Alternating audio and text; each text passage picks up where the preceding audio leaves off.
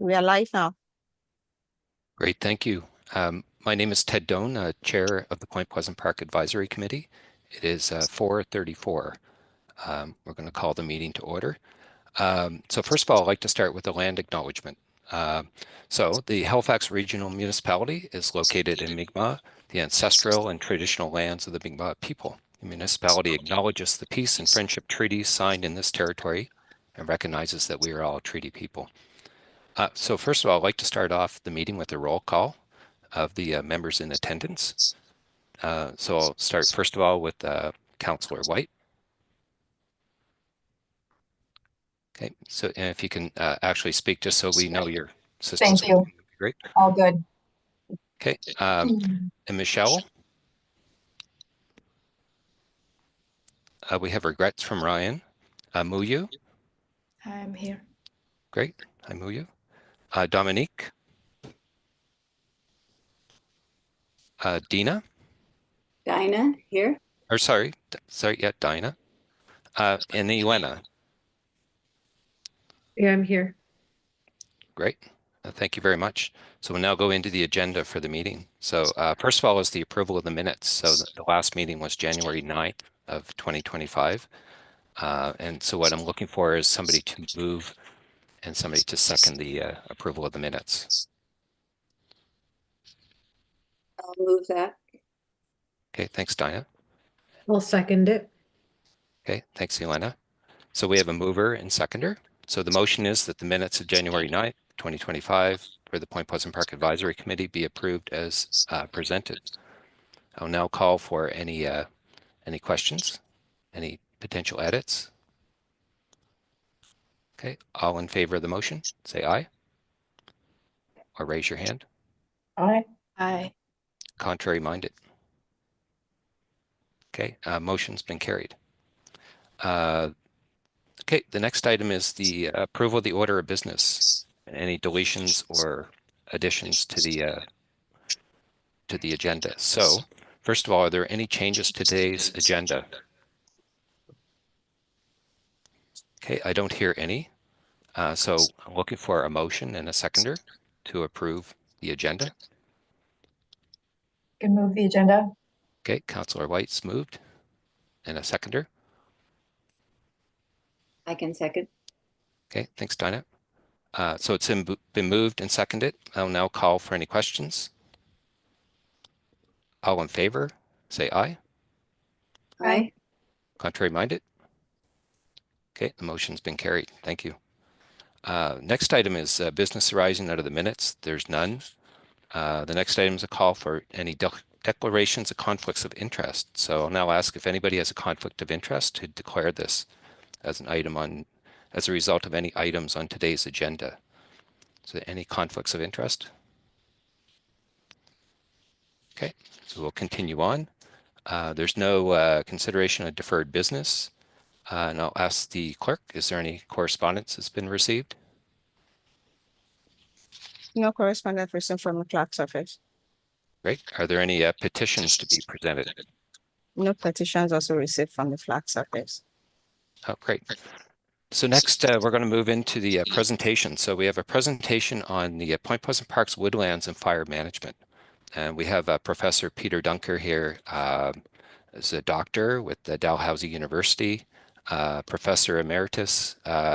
He was a co-author of the Point Pleasant Park Comprehensive Plan, which has really been the basis for how the park's been managed over the last number of years. So anyways, Professor, thank you very much for joining us. We look forward to the presentation. Very good, Ted. And Olawumi, are you going to put up my slide deck and advance the slides? Okay. Do you want me to do that? Sure. Yeah, I mean, Okay. there are only 10 slides. Probably the most important part of the of our engagement will be having a chat following the presentation. So yeah, you can go ahead and pull that up. Okay, sure. I'll do that.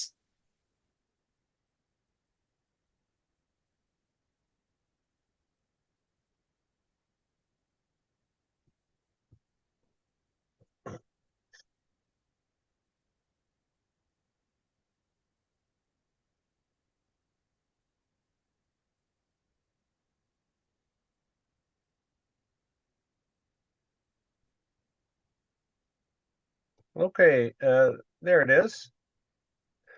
So it's a delight for me to be asked to present to the Point Pleasant Park Advisory Committee, of which I was a member a dozen or more years ago. Point Pleasant has always been an interesting place for me. And as soon as I moved back to Halifax in 1998,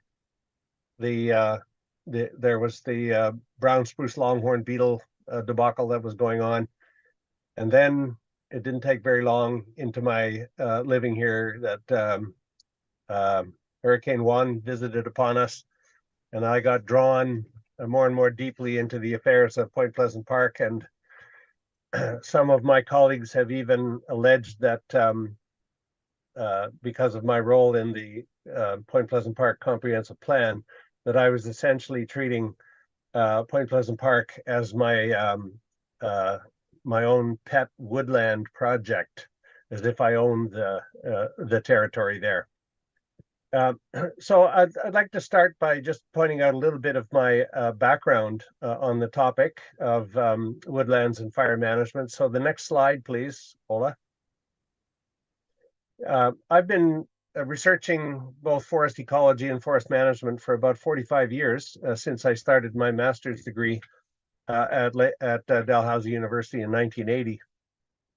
I did spend 3 summers as a forest firefighter in northwestern Ontario, and that gave me a very dirty on-the-ground look at forest fires in a part of Canada that burns a heck of a lot more than our woods burn here in Nova Scotia. So when it comes to Point Pleasant Park, I was a member of the rehabilitation task force that was put together only a week or two after 3/4 of the woods blew down. And then the city wanted me to help out with respect to the comprehensive plan. And I joined a team that was led by what was then called Ekistics to produce that plan, which council endorsed in 2008. Some of you who know the park well know that there are tour stops around the park. And I was asked to create a tour stop number 6. So if you stop at that sign, or maybe you don't even have to be there at the sign, you can just look up the tour stops, and the little recording will come on with a little bit of guitar background music. And that's my voice talking about what Tour Stop 6 is all about. And that picture that you see on the slide is kind of reminiscent of what that tour stop looked like right after the hurricane. So it was exactly 10 years ago that I was a member of the advisory committee. And then I have actually had a couple of research projects in the park. I think there were 3 of them. One was on the natural regeneration of conifer trees in the south half of the park. Another one was on this very tour stop to quantify the amount of deadwood there. And then I think I had another student measuring snags in another part of the park. So I feel pretty close to that place. The next one, please. What I'd like to do is just give a little background to the woodlands of Point Pleasant Park, talk a bit about wildfire issues today, just visit the fire triangle so we think clearly about and all together about wildfire, and then maybe do a little bit of future gazing at the future of the Point Pleasant Park woodlands from this year and onward. Next one again, then. So we know that from records that when Cornwallis and his ships rounded the corner of the harbor and came up, and shortly thereafter, people were remarking on the magnificent Acadian old-growth forest that existed on this point. And it was loaded with the classic Acadian old-growth species: beech, oak, yellow birch, sugar and red maple, red spruce, hemlock, white pine. It would have been a pretty spectacular place. As you know, this was not a good place to put the city. or to found the new town, principally because of water. There wasn't enough water to service a town on the peninsula, and the approach to the shoreline was shallow in most all sides, and so that's why the city got founded where it is today. But it became an important place for fortifications and for defense, because Halifax was scheduled to be the bastion of defense by the British against the French, mostly. And so we have the fortifications that were built, but in the meantime, pretty much every tree that had a value in the furnace or in the wood stove or for props and other timbers was cut down. So this was essentially a clear-cut landscape. Part of the clear cutting had to do also with being able to see, because that was the only way to communicate across the Halifax Defence Complex fortifications at York Redoubt and on McNabb's Island and Point Pleasant. So without the trees, you could actually see from fortification to fortification. From about 1900, and I'm not sure when we might peg that date, plus or minus a decade or two, the forest was allowed to regrow. And most of it was natural regeneration, with quite a few minor plantings. And we know that there were minor plantings because there are trees that would not naturally occur in that ecosystem, so couldn't regenerate naturally. So there's Norway maples here and there. There's Norway spruce. There's Scots pine. There are lindens. So that's basically what the natural regeneration was all about. And it was more or less a conifer-dominated woodland. And I remember walking through, just marveling at the stillness under those heavy white pine spruce hemlock stands. And then along came the hurricane, and within probably a couple of hours, about 3/4 of the woodland was flattened by Hurricane Juan. And on the next slide, you'll see the time scheme of imagery. The image on the left is what the park looked like in satellite imagery in 2001. And then after the cleanup in May of 2004, you can see the extent of the kind of naked ground. And then a more recent image, which I grabbed off the internet, which shows a considerable amount of greening up, as we'll call it. So that's kind of where we are today, is on the far right. So let's go to the next slide. In 2004, the cleanup took place. Almost all the downed wood was removed. The one thing I will say about deadwood in the park, that is that as soon as a tree died, up until about 1990, it was removed. So if you could walk through the woods and not encounter any dead tree lying on the forest floor, nor any trees that look like the ones in these pictures. There was a policy of removing dead wood.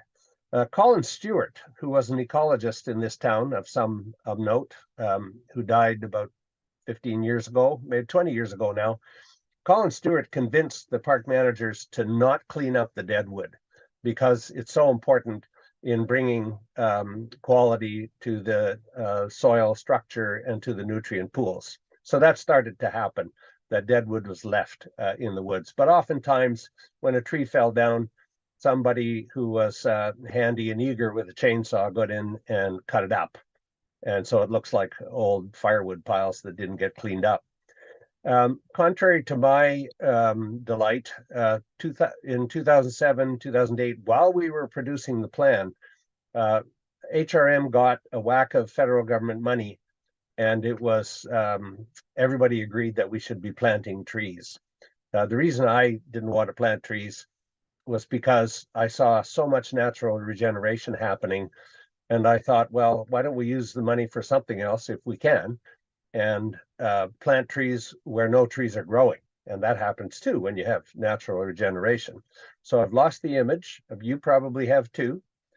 So, Olawumi, maybe you can find a way to bring it back.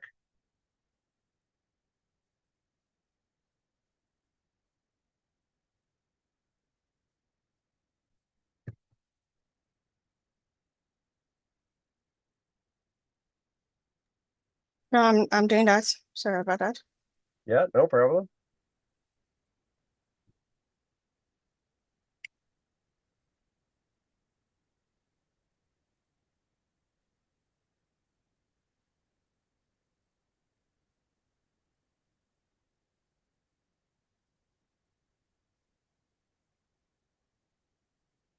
Well, I'll keep talking while she's loading it up.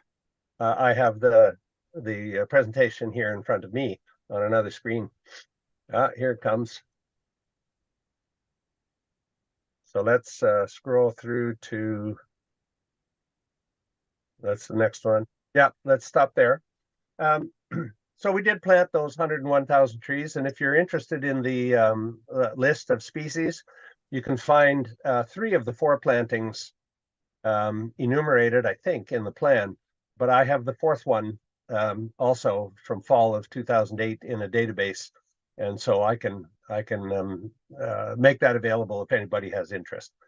The tragedy from my point of view is we have absolutely no idea how many of those trees have survived because nobody went back to look.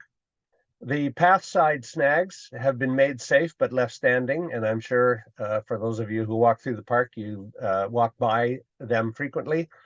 And that's done essentially because coarse, large pieces of dead wood standing straight up are extremely important for conservation of biodiversity because it attracts insects, and then the insects attract birds, and the birds make holes, and other things can live in those holes, like squirrels and so on.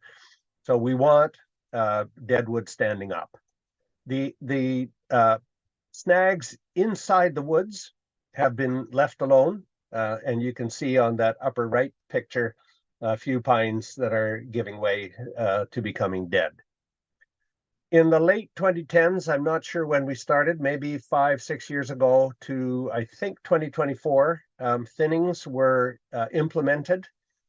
And we can talk a little bit about whether the thinnings have been done in a way that matches, well, the specifications or the ideas that were put into the comprehensive plan.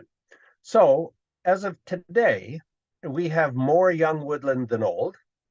There are some older patches, and if you've read the plan, you will recall that they were called witness groves.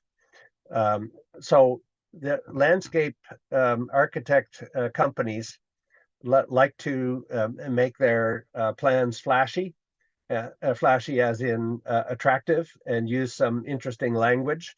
I never would have thought of witness groves, but the company in Montreal that joined up to produce the plan came up with that. And so, okay, those are groves of trees that on the 20% of the landscape that didn't get blown down kind of recall the 20th century of forest development.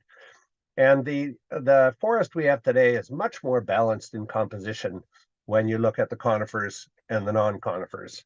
I use those terms because that's what's used in the international language of dividing trees into 2 major groups. If you talk to me about softwoods and hardwoods, I'll know that you mean exactly the same thing. Conifers are the softwoods and non-conifers are the broadleaf hardwoods, all of which lose their leaves every year, except some of the dead leaves on the beech and the oaks. Next slide.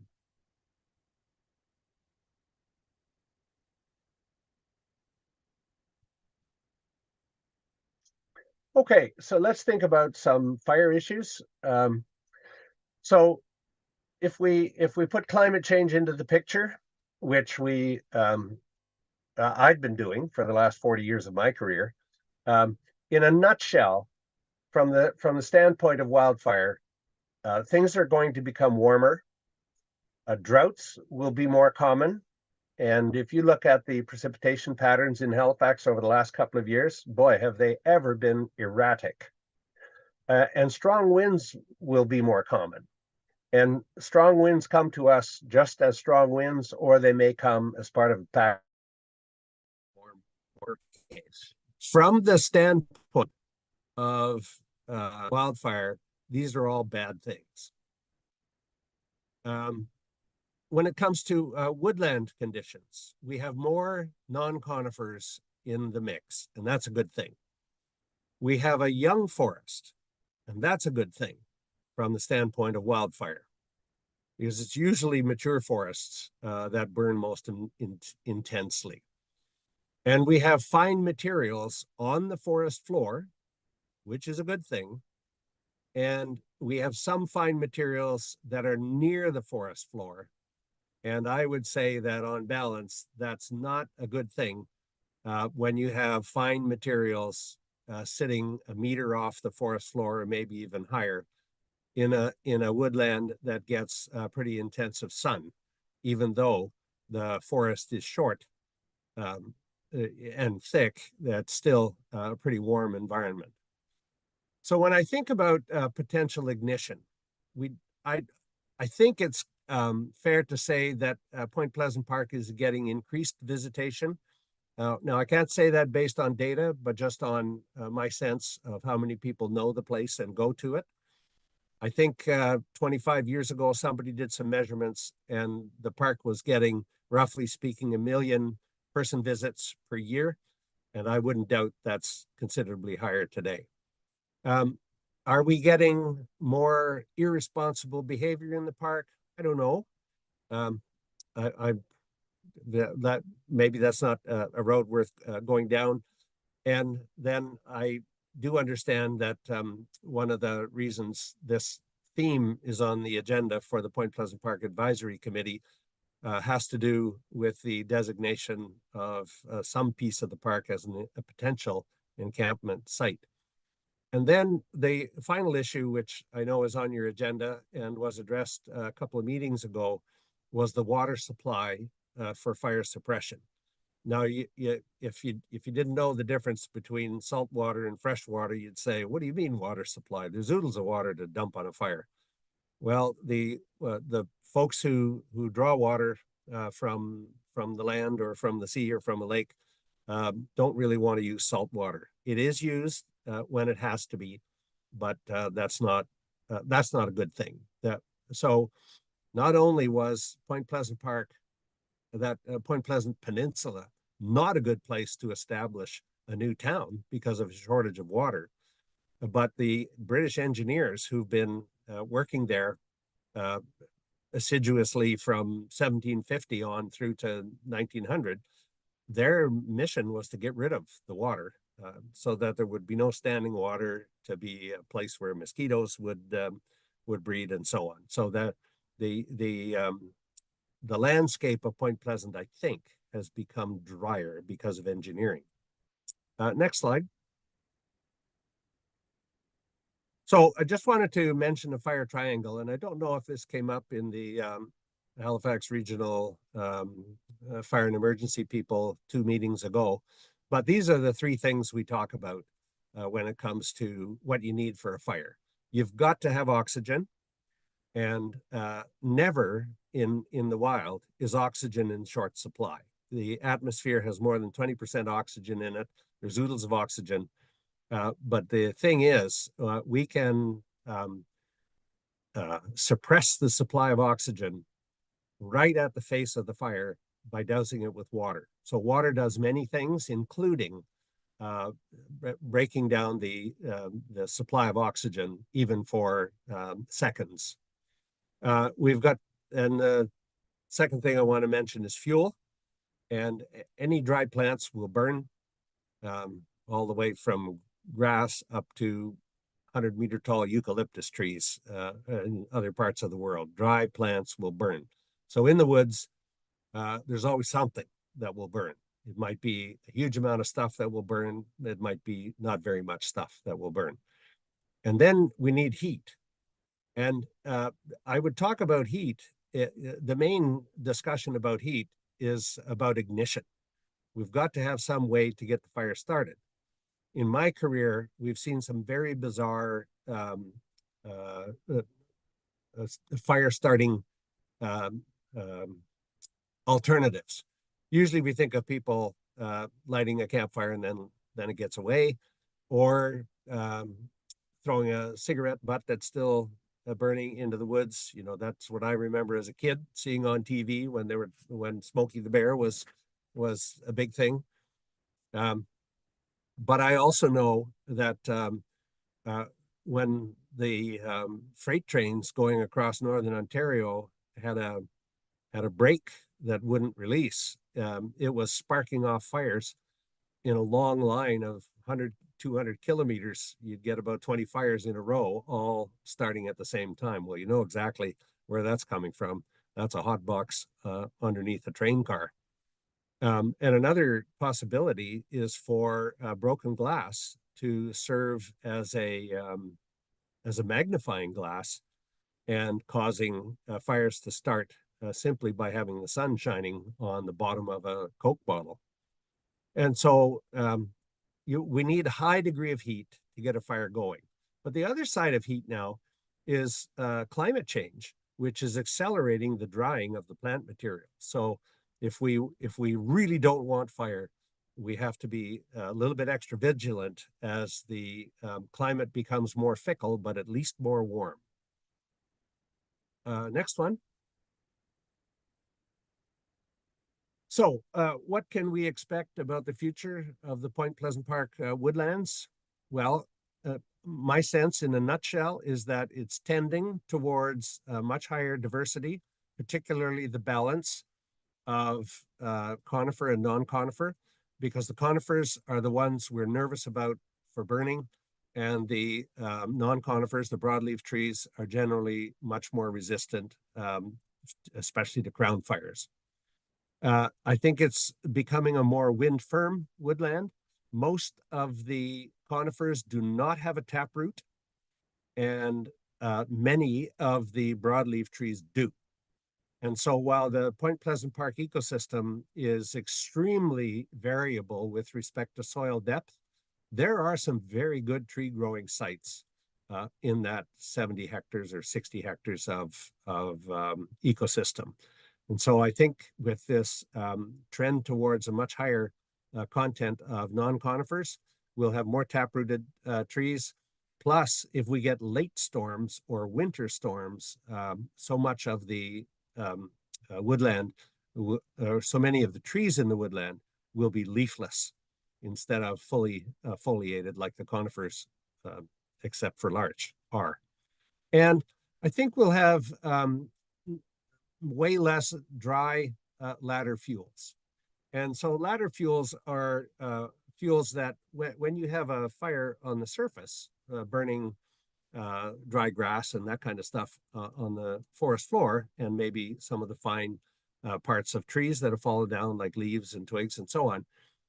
If you have a snag, or it could be a snag that's not laying down on the forest floor, but rather maybe just perched on a 45-degree angle. We see that as a kind of a ladder fuel that could take a fire from the ground and up into the crown. Some tree species have bark that will burn, and that can bring fire up to the crowns of the trees. Some trees keep their branches low to the ground, especially if they're open grown, and that can become a ladder fuel.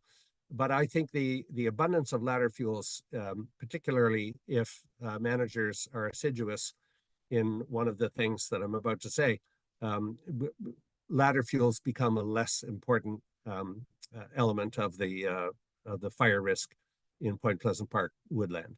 So when it comes to management considerations, so here's this point I was going to make. Except for large snags, having deadwood down to the forest floor is where we want it. So deadwood would come down to the forest floor under natural conditions, sometimes fast, but sometimes slowly. So a tree can die standing up, and then you've got deadwood vertically, or a tree could fall over and be stuck at 45 degrees, and then it's becoming deadwood there. And so the large snags are so important for biodiversity conservation that we should probably continue to leave them up. And when dead wood is on its way to the forest floor, we might want to nudge it a little bit and get it as close to the forest floor as possible. We know that decomposition takes place very quickly in the warm, moist environment right at the soil surface. I don't think we have fire prevention signs. We may have, but I haven't visited the park enough and been looking at the signs when I go and ride my bike around the park trails. But maybe it's time to do that. And I think could be important to have a look at the issues of fresh water supply. And I know that there was some issue around whether those hydrants that people see and take comfort in actually have water supplied to them. And my understanding is that's not the case. And I have maybe a proposal to make during our conversation later about what might be done about that. And of course, there would need to be special considerations for encampment conditions and locations. And it's a sad fact that, in the encampment conditions around Halifax, we get the odd fire that is not a happy event. And we had one not even a week ago. Do I have any more slides, or is that the last one? Yeah, must be the last one. There we go. So I'm ready to respond to any questions I feel competent to respond to. Great. Thank you very much, Professor. It's nice to have your subject matter expertise here, and this is certainly a very important topic for the committee and for the residents in Halifax as well who use Point Pleasant Park. What I'd like to do is, if I could just read out the names of the people who are in attendance and give them a chance to ask questions, if you're open to that.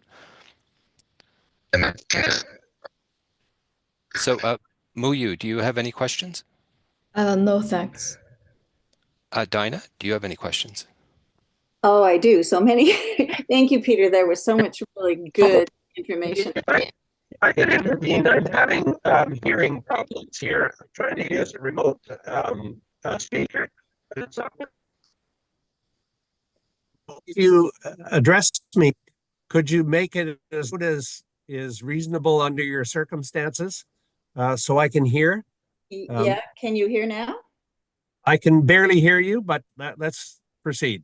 Okay. Well, thank you. There was really so much excellent information there. I learned a lot.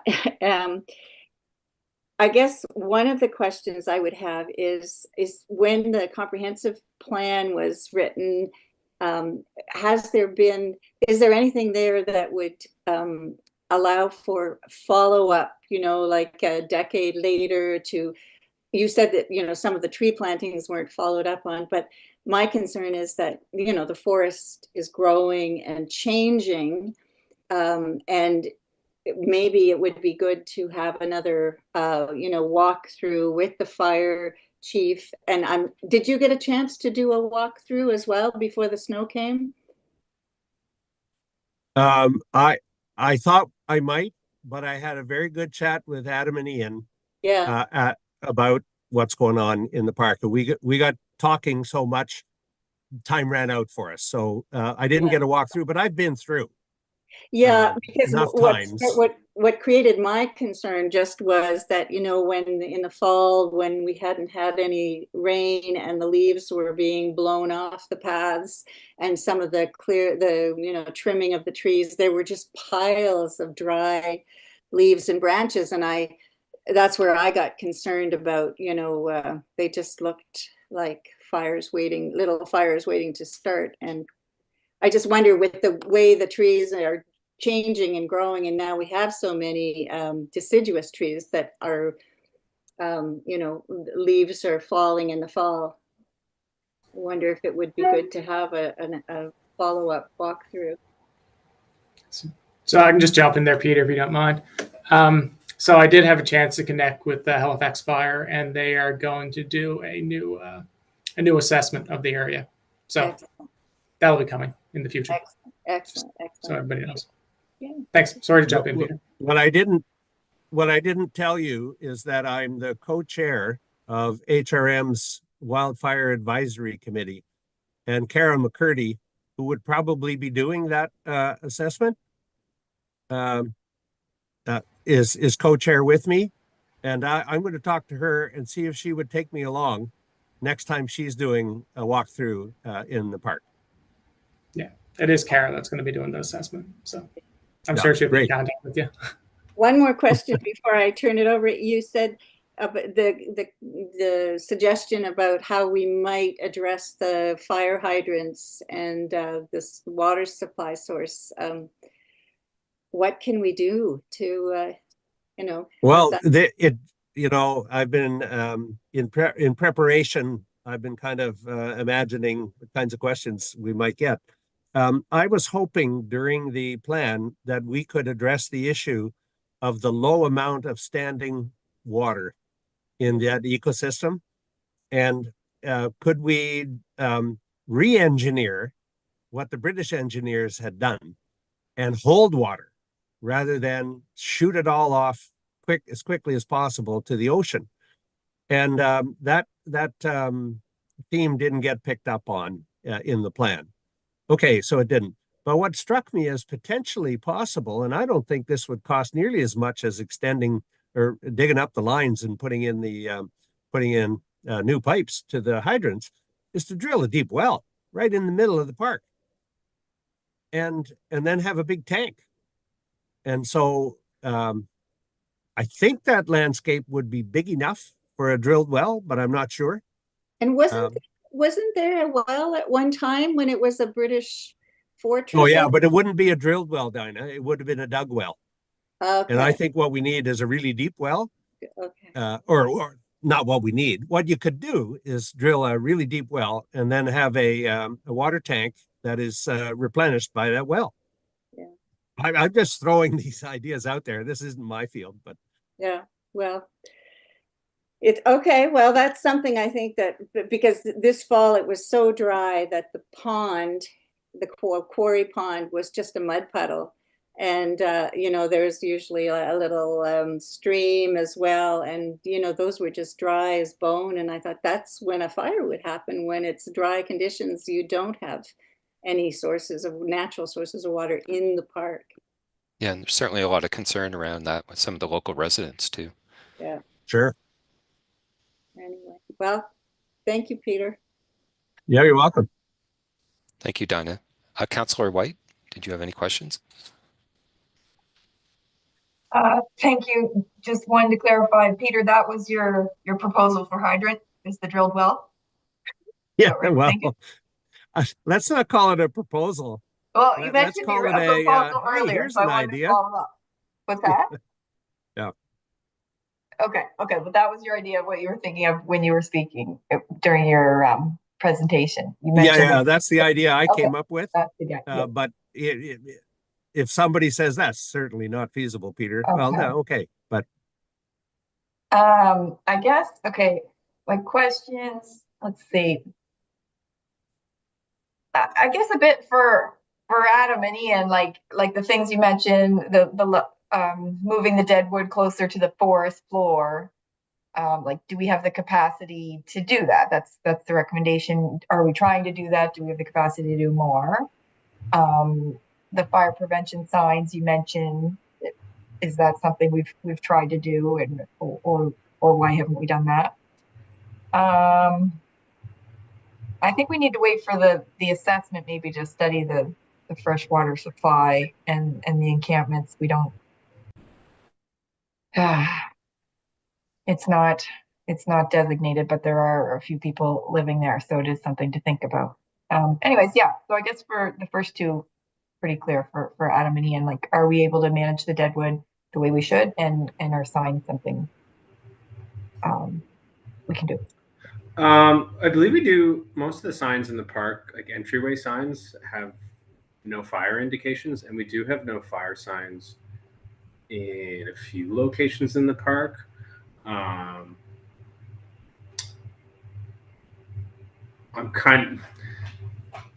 we have to kind of pick a area between, like, we could update signage on the outside of the park, but the more we focus on increased signage as a goal, then we end up with signage clutter in the park. But I do know that the outer signs have like bylaw designations of no fires. As for management of deadfall, that's something we're actively doing at all times, but we are dealing with 190 acres of woods, amongst other tasks. And with the staff we have, we are also managing 4 other major parks across the city. So that's something we have to, for a full scale, like every day in the woods, diminishing deadfall. No, we don't have capacity for that because there's so much other things that we have to focus on. But it's something that we are consistently doing and consistently monitoring, at least within the sight lines of main trails. But if more were to be done, that would probably have to involve either urban forestry or contractors if we were going to do a full, let's say, overhaul to meet those specifications. But within the time frame that we are handling deadfall and large scale trees and keeping large stands up to do their thing, so to speak, I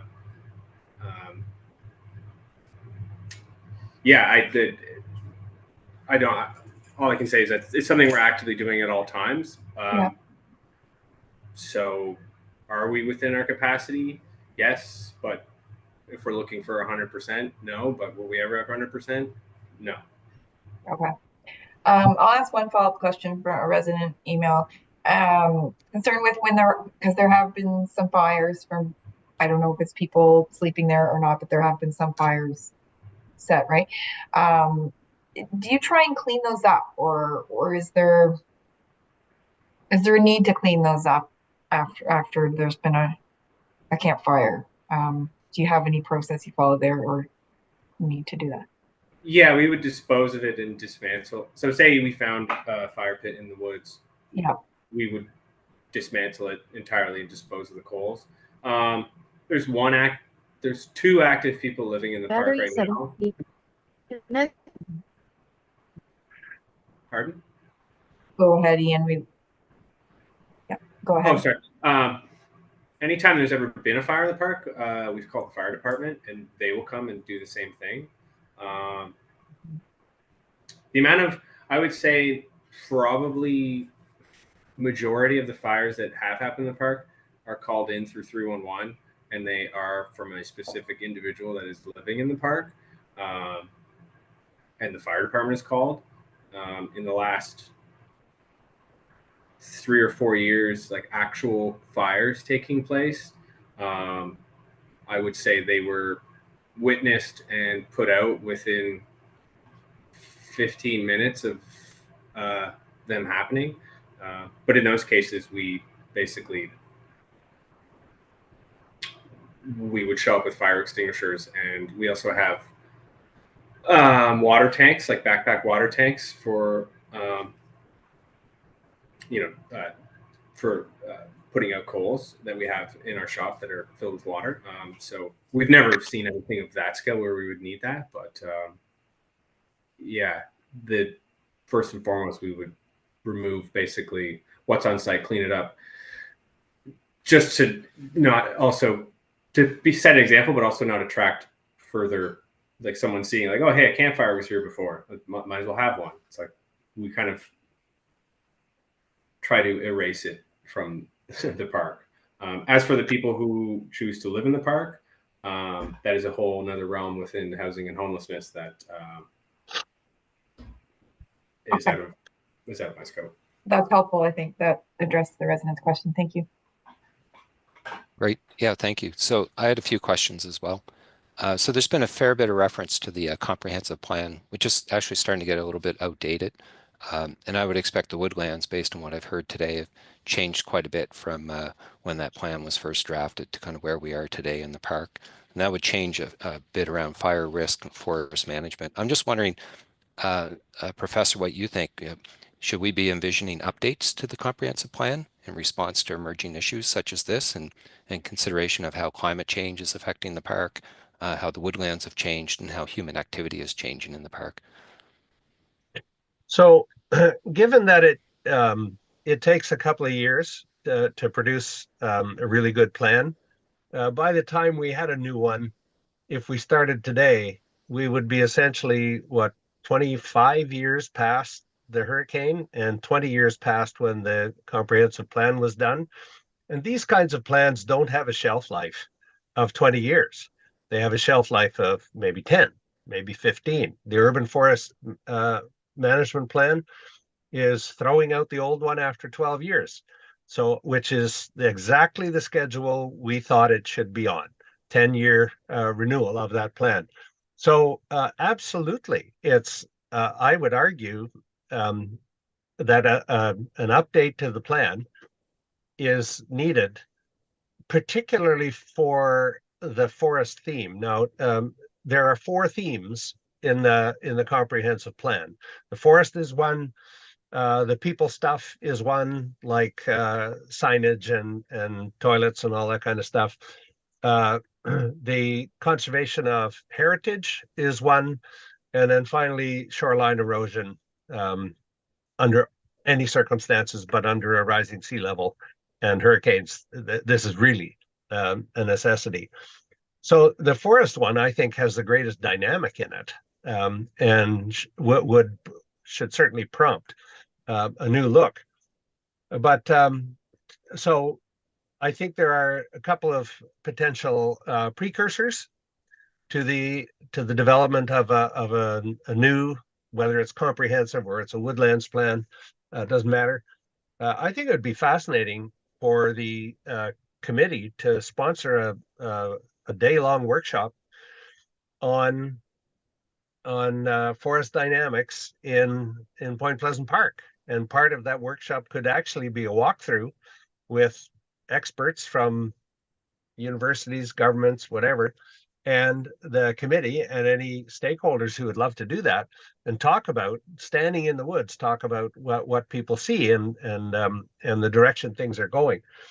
And then a concept that we've been using more and more in the context of climate change is the concept of a vulnerability assessment.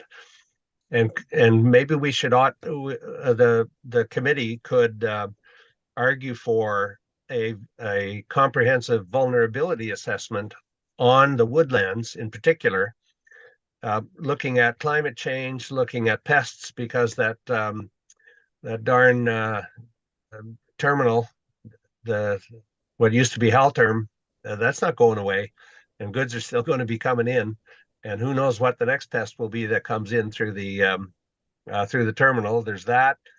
There's increased visitation, all those things. What are the woodlands vulnerable to? And that how one does a vulnerability assessment is pretty well established by now. It's done for rural forests, it's done for urban forests, it's done for big parks and all the rest. And those two things would be a lovely precursor to saying, okay, here's the forest chapter of the comprehensive plan. Let's turf it and bring in a new package which gives fresh instructions to the park managers about things to do for the next 10 years. That's a great takeaways for the committee. Appreciate that. What about scientific research and monitoring in relation to that? Well, okay, you're asking the person who would benefit the most, the person who would like to do it. Yeah, I should have gone back to the plan and checked. I think there was an action item to develop a science and monitoring or research and monitoring advisory group. I'm not sure if that's exactly correct, but absolutely, the urban forest master plan of 2013 had an allocation of money for research. and monitoring. It wasn't much, $50,000, but it was there. The current plan, the new plan highlights the need for ongoing research and monitoring to support implementation of the new plan, but it doesn't have a price tag next to it. In a kind of a weird way, I was the main beneficiary of the UFMP's allocation of $50,000 a year for research. And that money was spent on students that I supervised, and they undertook all kinds of projects that were largely driven agenda-wise by the urban forester and his team. That program of research lasted for 10 years. And part of the demise had to do with me not being connected to students anymore. And nobody who succeeded me at my school was able and willing to pick up the torch.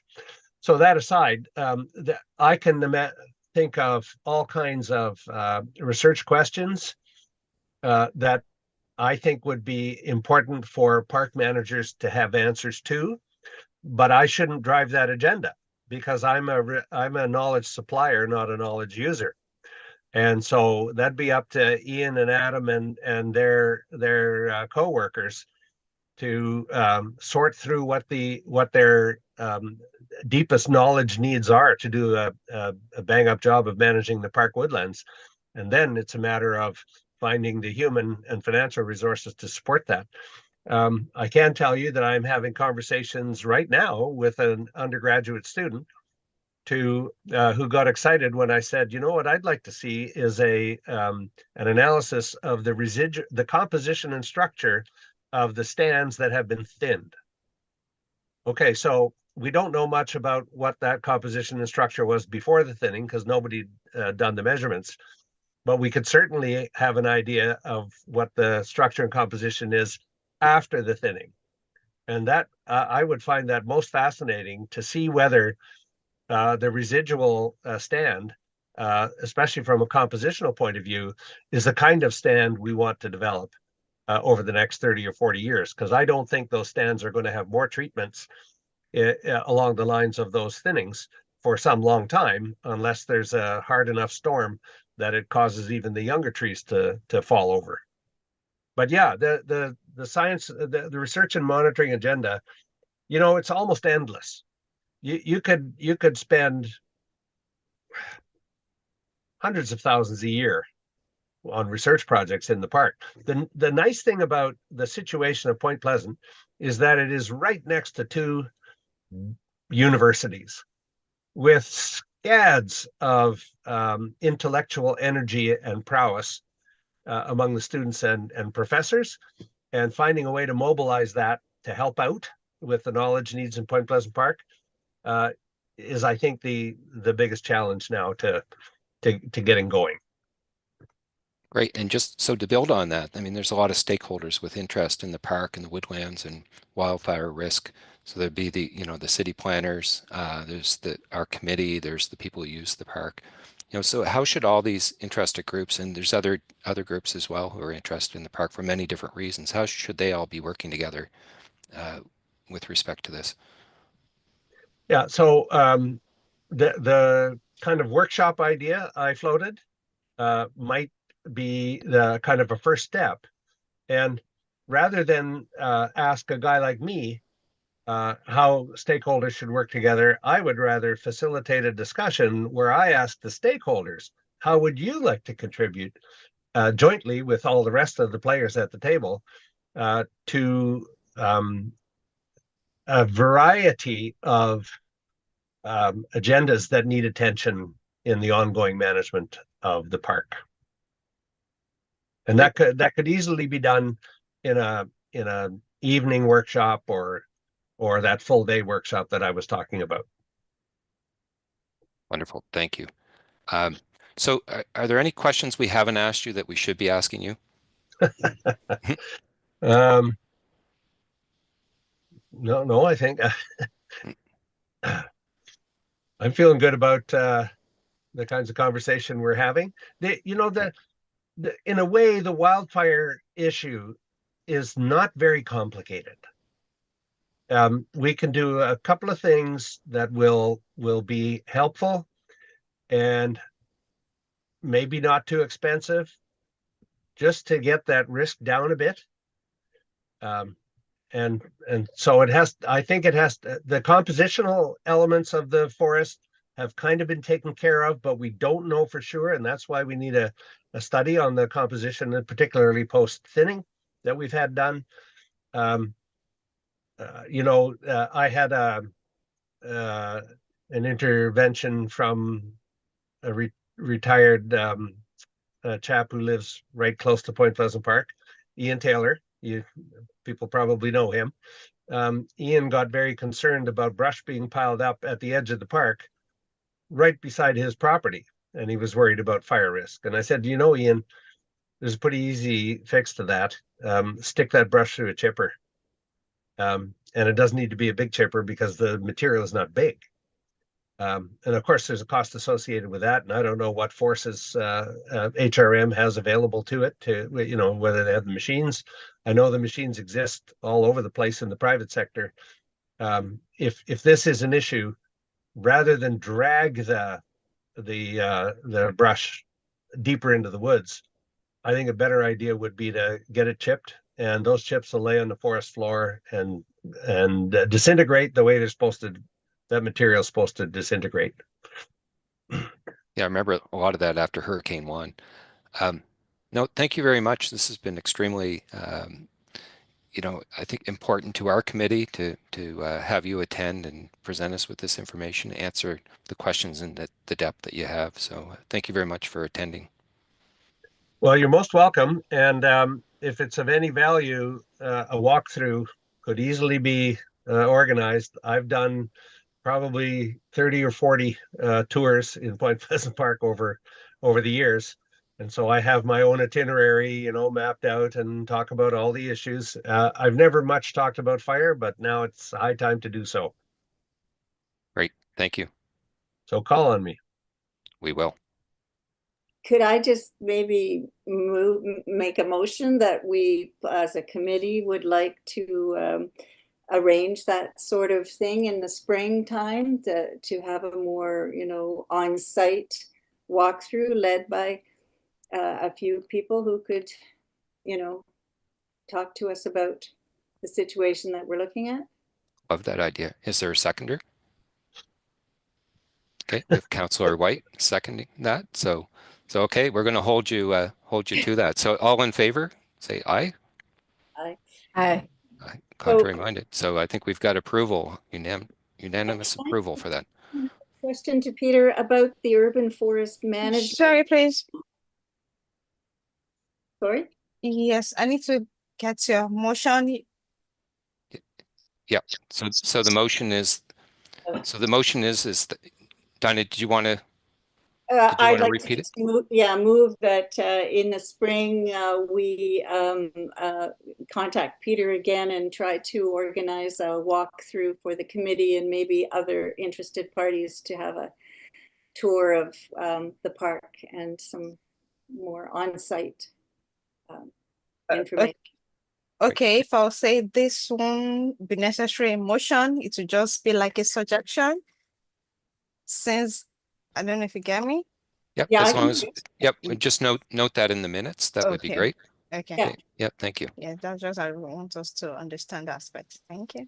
Great. I think Dinah had another question too. Just about I know you're involved with the Urban Forest Management Committee, and I was wondering how does Point Pleasant Park fit into that, or does it?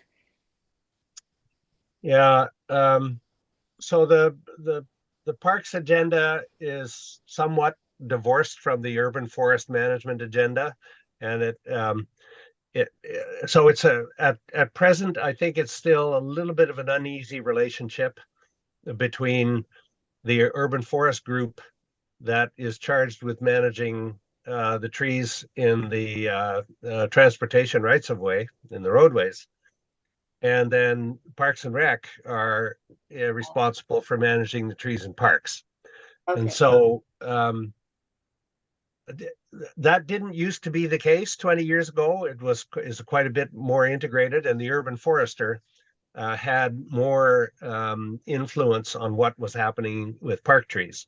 That has shifted away, and it's clear in the language of the new plan that that relationship should be reestablished in some cooperative way, so that the urban forester is part of the conversations about how woodlands are being managed. Now, there are also woodlands that HRM owns that are not parks.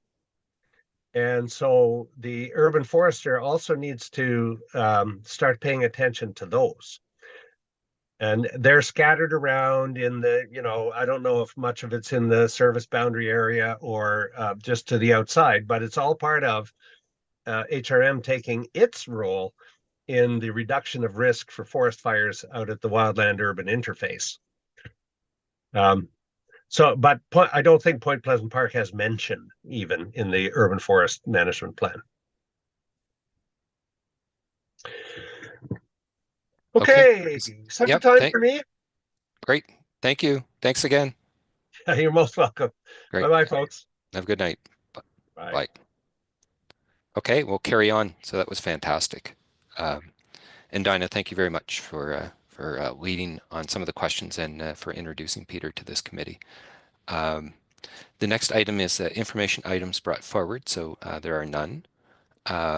And the next item are it's the reports and discussion. So it's the operations report, and I'll turn it over to Ian for the update.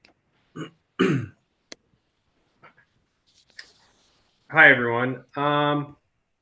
There's not, I know I said this last meeting, but in the wintertime, especially with the last month, we've been basically focused on one thing.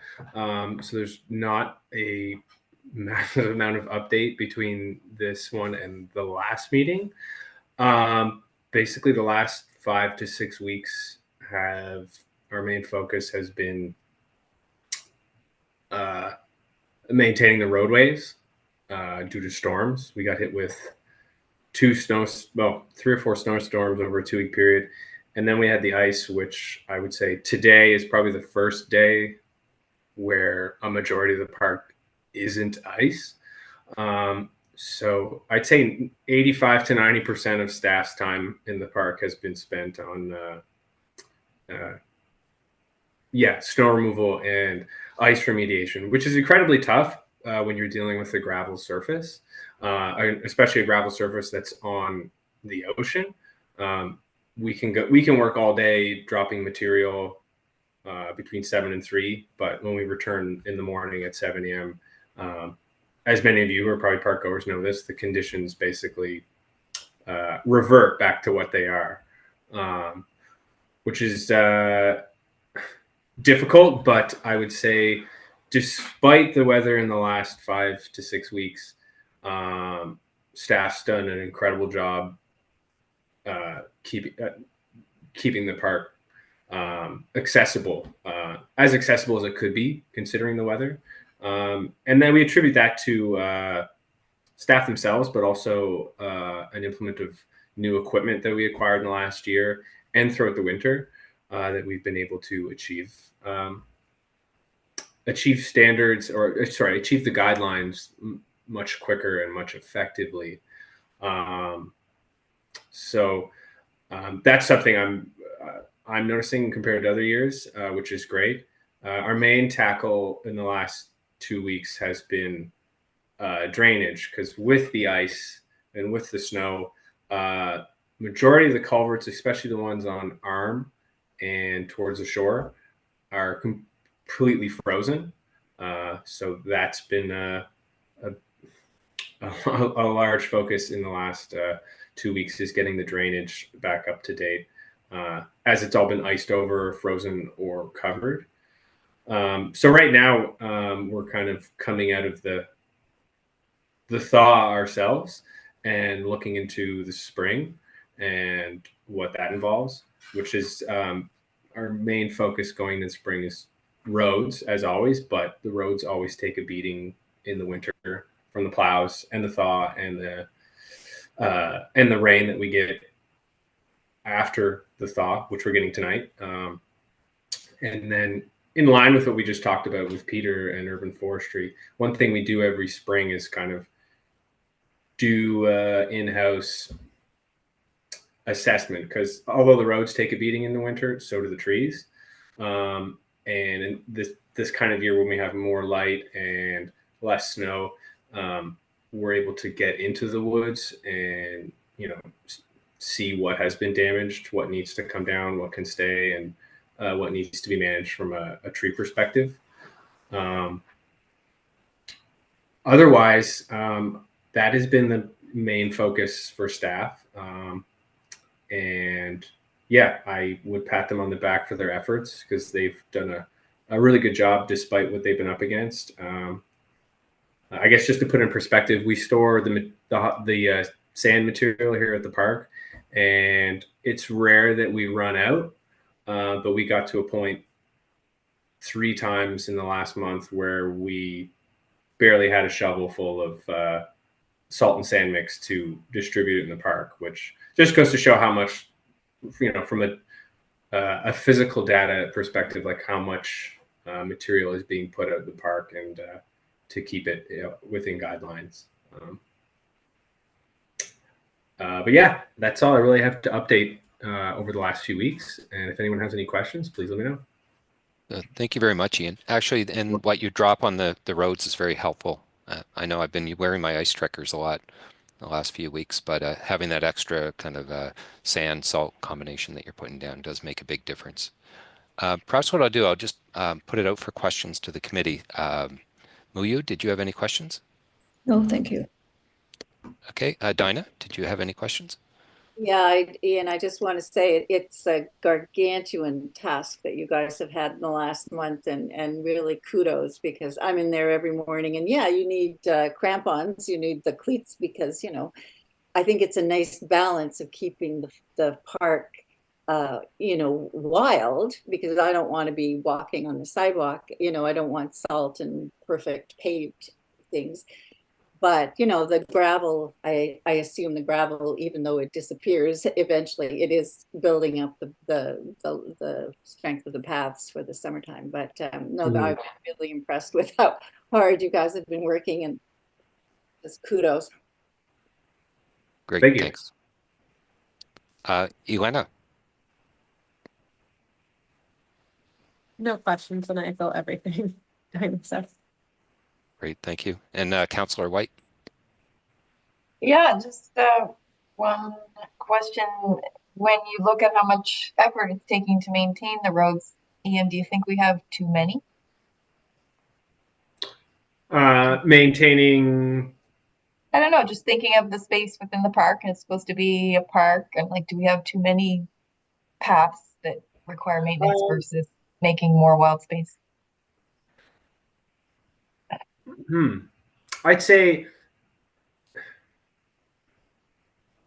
we do close off some of the side paths, like, or we don't maintain, like, we will go through and maybe plow them if they're absolutely treacherous, but like stuff like Hemlock Walk and Fir Walk and Birch, or sorry, not Birch, Maple, and Serpentine, we don't touch those. And I think if we did, and Tower Hill Road as well, if we did in the winter, we don't do those for, yeah, we'd be spread too thin then. And we also don't do Tower Hill Road because it's not safe to plow in the winter, because it's just a straight hill. I'd say it's definitely a hurdle, but I wouldn't say it's too much. If we're fully staffed and have the equipment, I think we're in a really good spot. But I guess I'm thinking about, like, if we were to not be maintaining certain paths, where would those be, and would then we be creating unsafe areas, like, by not maintaining them? So, yeah, it's hard to go back if you have them. Yeah, maybe if areas of the park were prioritized, I think that would be a better, how I would probably think would be structurally better looking at, like, you know, is Shore Road, Arm, and Cambridge clear? Okay, great. And then, like, to the next and the next, rather than, yeah. But I think with what we close off and choose not to, I think it's a good balance.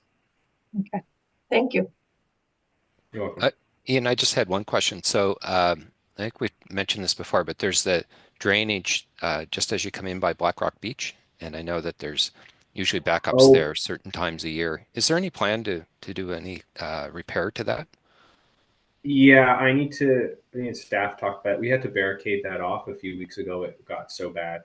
And that's been one that when they replaced the culvert on Black Rock Beach, this was before I was in this position. I don't know if there was talk into looking into that. I think I'd spoken with the person who worked on that project, and they had looked into it. And there's a bit of a, I don't want to say mystery, but where that drain goes from an infrastructure perspective, there's surely a drawing somewhere, but with the re-infrastructuring of the beach, and then the re-infrastructuring of the port, and the re-infrastructuring of the parking lot in 2016. I don't want to say it got lost, but there's a bit of a, where is that draining to, and who's responsible and who owns it? It would probably take a bit of digging, but that's something on the list for this year. I don't know. A large portion of that parking lot, I'd say 90% is owned by the port. They own that. They basically, the property line runs to basically where those porta potties are in the lower parking lot, where that drainage is. With further investigation, it's at this time I can't say who would foot the bill for that, or who would where that would go, because I don't know if that drainage runs into their infrastructure or not. But it's something this year, it's probably been its worst, and it's something it's time to do that digging, but it's determining where to start and how costly it is, because it may involve dismantling that. There's that area of the parking lot that is almost it looks like a dock, so to speak, if you know what I'm talking about, a wooden retaining wall, and I know dismantling that would be quite costly. The previous person who had looked into that, it kind of went down to an area of, where does this drain to, and what will we then hinder by investigating, and will we find ourselves in too deep? So it's something I'm interested in looking into this year and trying to find an answer, because it's one of those pervasive problems in the park where I'm sure the people who worked here 30 years ago were probably dealing with it too, because it is quite an old culvert. I hope I answered your question there. Yeah, you did. Yeah, if you can keep us updated, that'd be great. I know as people go in the park, they often have to sidestep around the kind of the drainage grate and so on there, so it is a little bit complex. Yeah, and we're actively checking culverts and running lines through them, and we have a culvert clearing equipment and devices, and like that's one where we've put a 18-foot culvert clearing device in there all the way, so it's where the holdup is underneath the parking lot somewhere. So from our end, from a maintenance perspective, it's we're puzzled. So now we have to reach out elsewhere to see if we can find some hard data, like an engineer's drawing, to see if they have that. Great. Yeah, thanks, Ian, and appreciate everything you and the staff do down at the park. Thank you. Yeah. That's all. That's all we had for questions. Next meeting is May 1st. So look forward to seeing everybody there. And I just need a motion to adjourn. So do we have anybody who would move that we adjourn? I move. Okay, Councillor White. Thank you. That's all. Have a great day, everyone.